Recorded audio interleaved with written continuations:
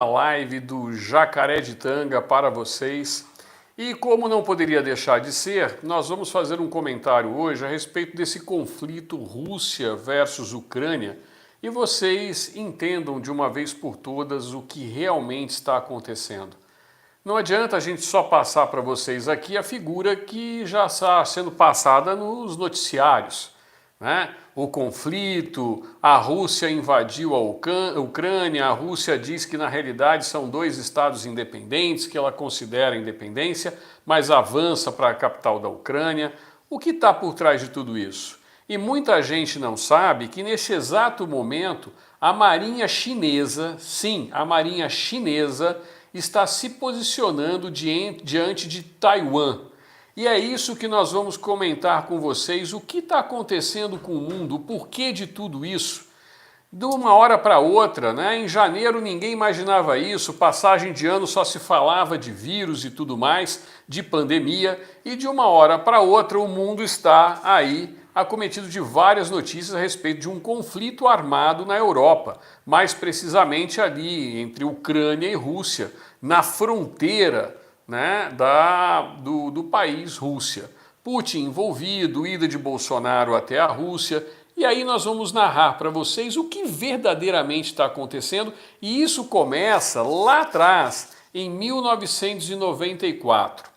Por que eu estou dizendo isso e como isso nós temos que tomar como lição para nós brasileiros aqui? Em 1994, Ucrânia, Rússia e Estados Unidos assinaram um tratado de desarmamento nuclear da Ucrânia. A Rússia reconhecia o Estado independente da Ucrânia e faria um tratado, né, de não agressão à Ucrânia em troca da Ucrânia abrir mão das suas armas nucleares, que existiam lá da época em que ela compunha a União Soviética.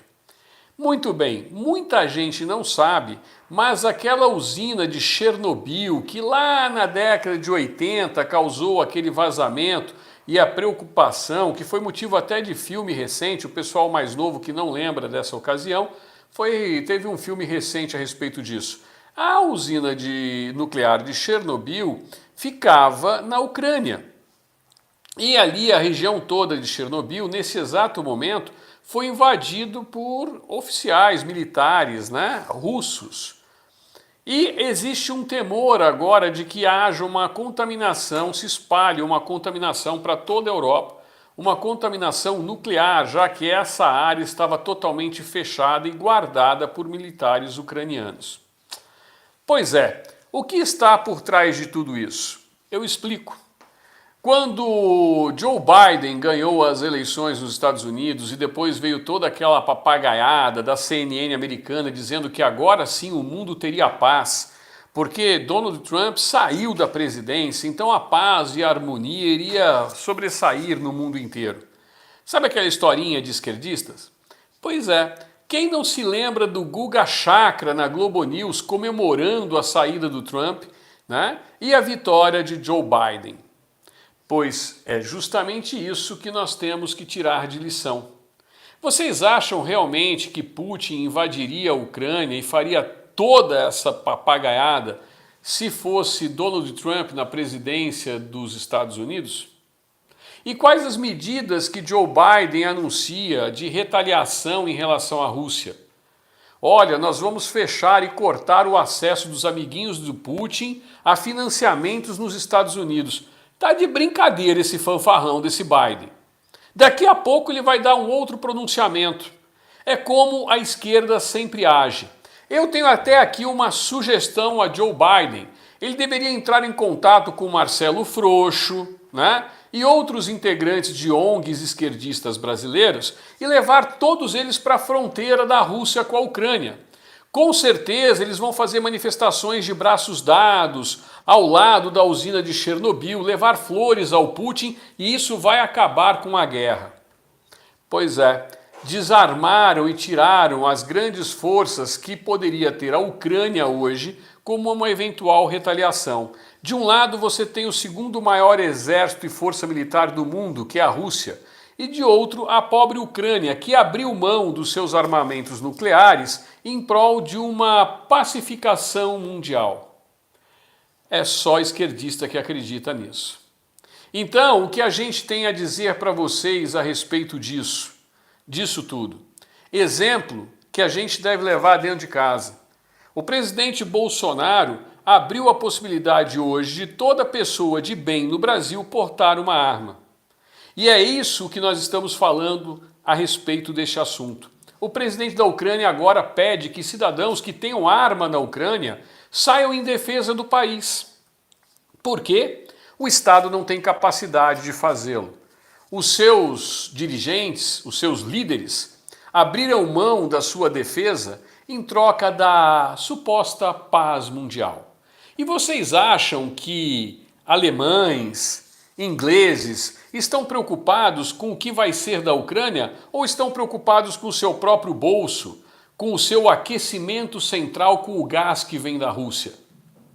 Se fosse numa outra situação, ou se fosse um outro tipo de presidente governando nos Estados Unidos hoje, e aí eu digo Donald Trump, jamais Putin colocaria os seus dentinhos de fora, porque saberia que do outro lado existiria um pitbull pronto para atacá-lo.